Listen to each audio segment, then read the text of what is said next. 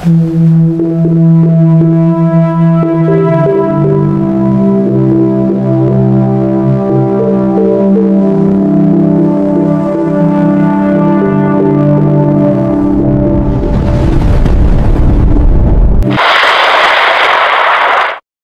ang pinakahuling update sa ating minomonitor na bagyong Tino. Kasalukuyan pa rin itong nag-i-intensify o lumalakas, na may lakas ng hangin umaabot sa 150 km per hour at may pagbugso na umaabot sa 185 km per hour. Samantala, kumikilos pa Hilaga-Kanluran sa bilis na 25 km per hour.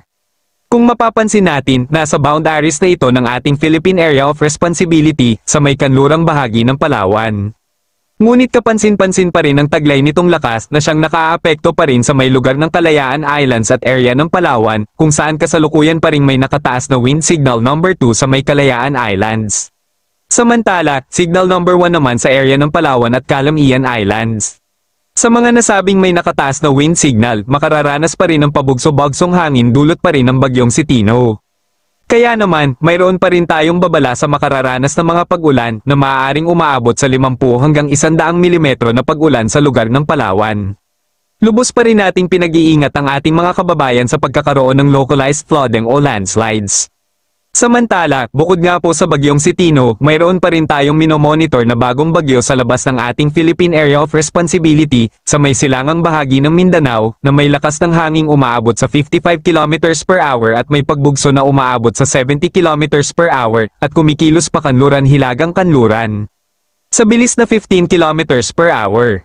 At mapapansin natin na mas malapit na po ito sa ating Philippine Area of Responsibility na kung saan posible nang po itong pumasok ng ating PAR sa mga susunod na araw. Kaya naman, ating paghandaan ng posible epekto ng bagong bagyong si Uwan.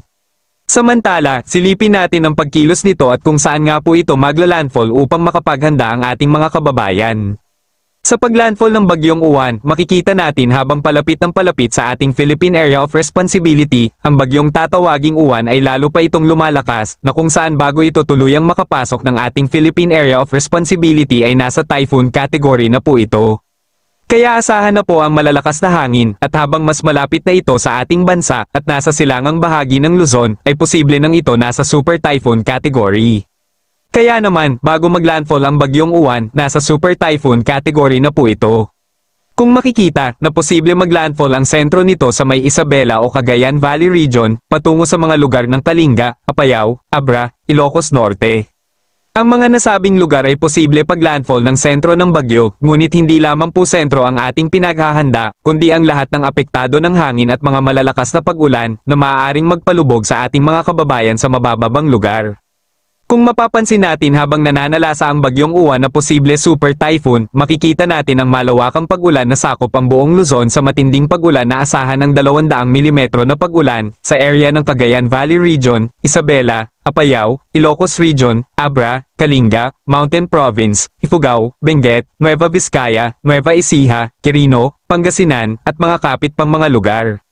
Samantala, base sa track dito sa bagyong Uwan, makikita na ron ang cone of probably, napakalawak nga po ng lawak nito apektado, buong bansa apektado ng malakas na hangin na aabot sa Zamboanga at Northern Mindanao at Caraga, ang paghila ng hangin. Kaya asahan ng mga pag-ulan at bagsong hangin sa area ng Mindanao dahil ang inaasahan natin kapag nasa super typhoon category po ito, asahan po ang 195 km per hour at may pagbugso po yan na hindi baba sa 200 km per hour. Kaya naman super lakas po ito, kaya maghanda po tayo lahat. Samantala, para naman sa magiging lagay ng ating panahon ngayong araw, asahan na po natin ang improving weather sa halos buong bansa maliban na lamang sa area ng Palawan na kung saan bahagya pa rin naapektuhan ng trap ng bagyong si Tino. Samantala, pagsapit ng hapon at gabi, posible pa rin ang mga isolated na mga pag-ulan, dulot ng hanging amihan, na siyang nakakaapekto sa may silangang bahagi ng ating bansa. Sa ngayon, habang malayo pa ang bagyong, ang paghandaan na po natin ang palapit na bagyong Uwan.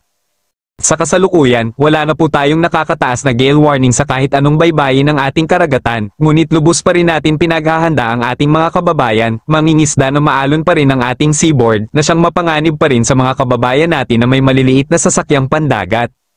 At yan nga po ang pinaka-latest po nating update sa mga minomonitor po natin bagyong si Tino at ng bagyo nasa labas ng ating Philippine Area of Responsibility na may category Tropical Depression, na tatawaging Uwan. Ingat po mga kababayan.